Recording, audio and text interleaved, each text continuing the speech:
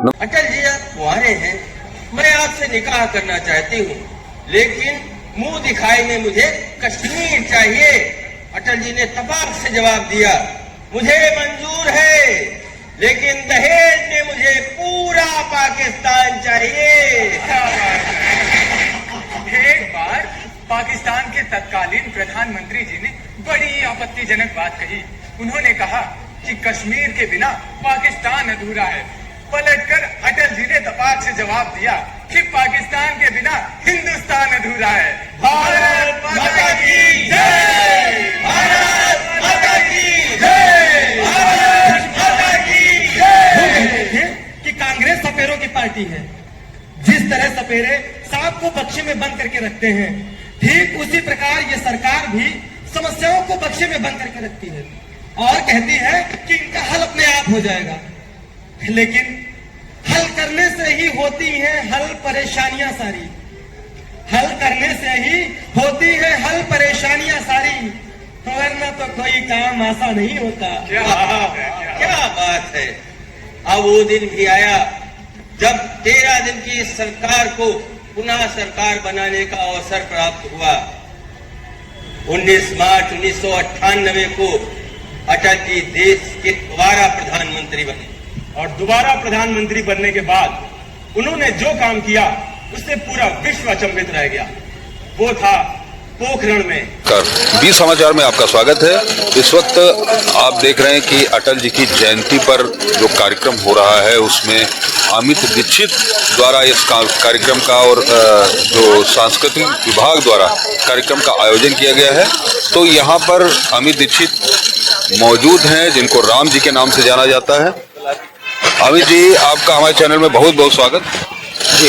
और हमारे सामने ये अमित दीक्षित जी हैं जिनको राम जी के नाम से जाना जाता है। तो अमित जी, बड़े सौभाग्य का विषय है कि आज हम पूज्य अटल बिहारी वाजपेयी जी, जो भारत रत्न से भी ऊपर के रत्न थे, वो विश्व रत्न थे, उनकी 100वीं जयंती 100 वर्ष कंप्लीट किए हैं उन्होंने। उनके जन्म दिवस के अवसर पर आज मुझे ये अवसर मिला है। ये मेरे लिए बड़े सौभाग्य का विषय है।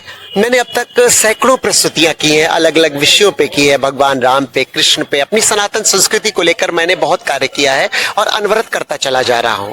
लेकिन अनवरतता के साथ साथ जो अटल जी का व्रत है, उस व्रत को मैंने मंच पे दिखाने का जो छोटा सा प्रयास किया है, और चूंकि बहुत कम समय में किया है ये प्रयास, लेकिन जो भी था, जैसा भी था, सब उन्हीं के चरणों में अर्पण था।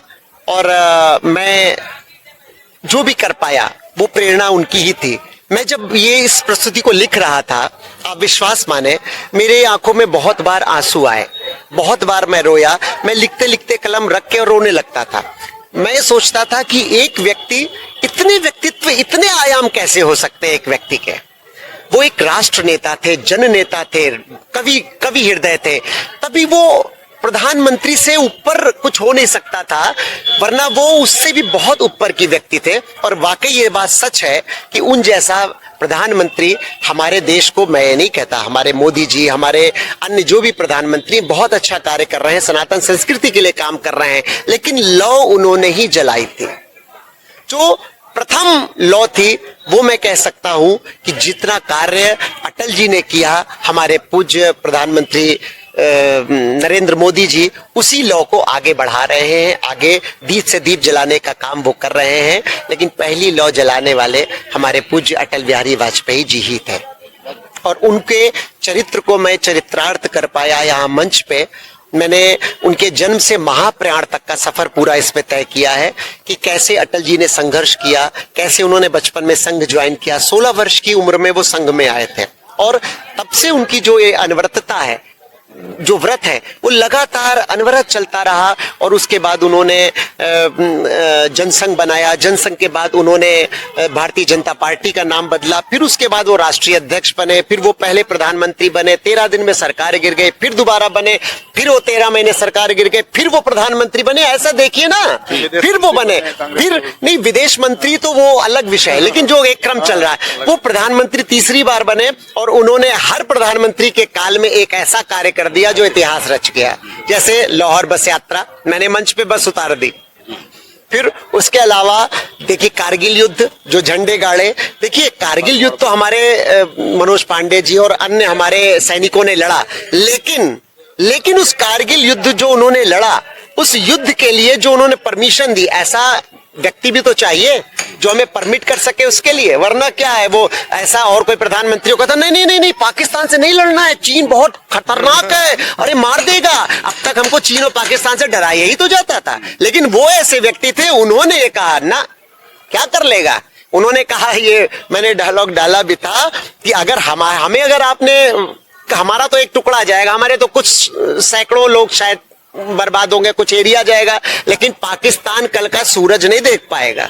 ये उनका व्यक्तित्व था, और ये सुन के वो कांप उठे और उन्होंने इरादे बदल दिए। तो ऐसे बुलंद इरादे वाला व्यक्तित्व, ऐसा कृतित्व जो उनका था, उसको जीवंतता देने का जो कार्य है वो उन्होंने किया, और उन्हीं के पदचिन्हों पर चलते हुए हम इस मंच पे उनके चरित्र को। वीर गोस्वामी जी यहाँ मौजूद हैं, अभी हम उनसे भी बात करेंगे और वो भी बताएंगे अटल जी के चरित्र के बारे में, और क्या कुछ आगे अटल जी के लिए करेंगे वो भी बताएंगे। हम सभी लोग सनातन फाउंडेशन में कार्यरत हैं, और सनातन फाउंडेशन सनातन संस्कृति को जो मूल विचारधारा है या जो मूल चीजें हैं उनको समाज तक, परिवारों तक और दुनिया तक पहुंचाने का काम कर रहा है, क्योंकि बहुत लंबा एक गैप हो गया है। उस गैप को कवर करने के लिए हम लोग कार्यरत हैं, और हमारा सौभाग्य है कि अमित दीक्षित जी हमारे साथ इस प्रयास में सहयोगी हैं। इन्होंने संस्कृति विभाग है जो उसकी पूरी बागडोर की जिम्मेदारी लेने के लिए बोला कि इसको हम चलाएंगे, और जो भी होगा उसको आगे बढ़ाया जाएगा। और अमित दीक्षित जी का ये कार्यक्रम था, यही कार्यक्रम नहीं, इनकी कई सैकड़ों प्रस्तुतियां हैं जो व्यक्तित्व और किरदारों को इस तरीके से जीवंत कर देती हैं कि जो बच्चों को या जो दर्शक हैं उनको देखना बहुत सहज हो जाता है, उनको सीखना बहुत सहज हो जाता है। जैसे जब अटल बिहारी वाजपेयी जी के बारे में आम बच्चों से आप पूछो कि क्या है उनका व्यक्तित्व, क्या आपको जानने को, क्या जानते हो उनके बारे में, तो बड़ा मुश्किल हो जाएगा उनको बताना। लेकिन ये 1 घंटे की जो प्रस्तुति है, अगर वो देख लें तो पूरा जीवन परिचय खंड बाई खंड कि कब किस कार्यकाल में वो कैसे थे, क्या उनके व्यक्तित्व की ऊंचाइयां थी, क्या उन्होंने अभूतपूर्व कृत्य किए, ये सब कुछ सीखने को मिलता है। और ऐसी प्रस्तुतियां केवल व्यक्ति को भी जीवंत नहीं करती, उसके मूल्यों को, जो बहुत जरूरी है, आज जड़ों में आना, समाज में आना, दुनिया में आना, क्योंकि अब जो ये प्रस्तुतियां हो रही हैं बंद हो गई हैं, बच्चे घरों में सिमट गए हैं। ये आज 50-50 लोगों की या बच्चों की टीम, 100-100 लोग बच्चों की टीम को एक साथ प्रशिक्षित करते हैं और उनकी प्रतिभा को बाहर मुखर होने का मौका देते हैं।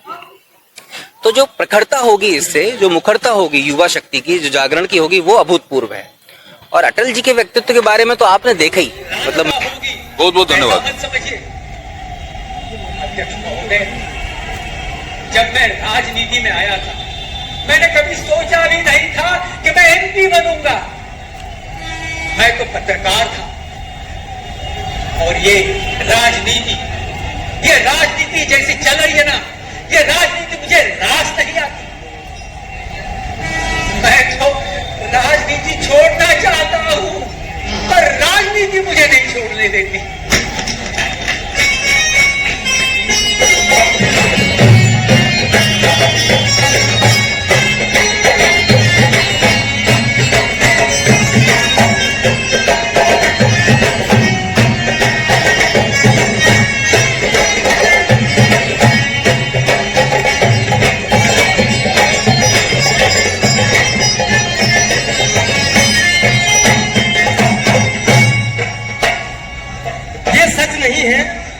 वाजपेयी जी के बहुत दोस्त थे, बल्कि सच तो ये है कि उनका कोई दुश्मन था ही नहीं, वे अजात शत्रु थे। ऐसे थे हमारे युग निर्माता अटल बिहारी वाजपेयी जी। राष्ट्र का निर्माण करते करते सबसे बड़ी पार्टी बनकर उभर कर सामने आई। अक्सर संसद में जवाहरलाल नेहरू जी और अटल जी के बीच नोक-झोंक होती रहती है। एक बार अटल जी ने कहा कि प्रधानमंत्री जवाहरलाल नेहरू जी के अंदर मिला जुला व्यक्तित्व है, उनके अंदर चर्चिल भी है और चेम्बरलेन भी, पर फिर भी नेहरू जी अक्सर ये कहा करते थे कि अटल देश का प्रधानमंत्री जरूर बनेगा, और उनकी ये बात सत्य साबित हुई। आगे चलकर अटल जी प्रधानमंत्री के पद पर शपथ लिया, और दुर्भाग्यवश ये सरकार ज्यादा दिन नहीं चल सकी। 13 दिन में यह सरकार गिर गई, जनमानस में निराशा छा गई, पर हमारे अटल जी निराश कहां होने वाले थे। उन्होंने अपने कवि अंदाज में कहा,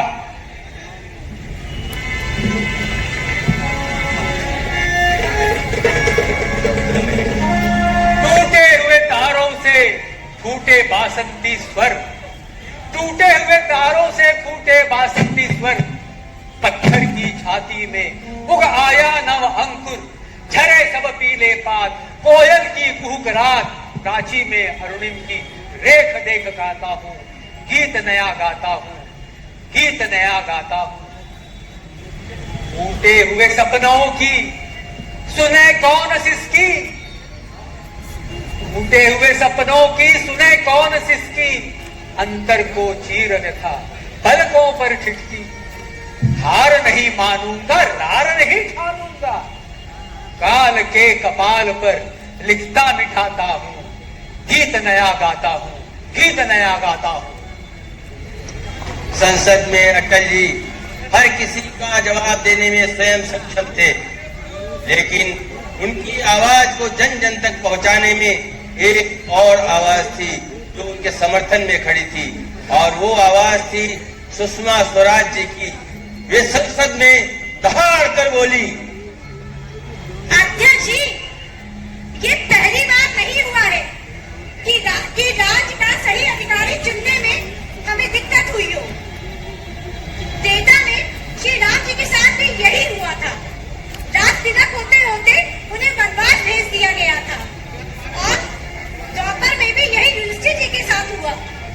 उनका शकुनी द्वापर में यही युधिष्ठिर जी के साथ हुआ। दुष्ट चालों की शकुनी ने इस तरह चालें रची कि युधिष्ठिर जी को अपना राज्य त्यागना पड़ा। अध्यक्ष जी, यदि एक मंत्रा और एक शक्ति से राम और युधिष्ठिर कापुरुषों को सत्ता छोड़नी पड़ सकती है, तो हमारे अटल जी के न जाने कितनी मंत्राएं और कितने शक्ति होंगी। पर आज से राम राज्य की तैयारी शुरू हो चुकी है। अब श्री राम ही देखेंगे और वही न्याय करेंगे। जय श्री राम।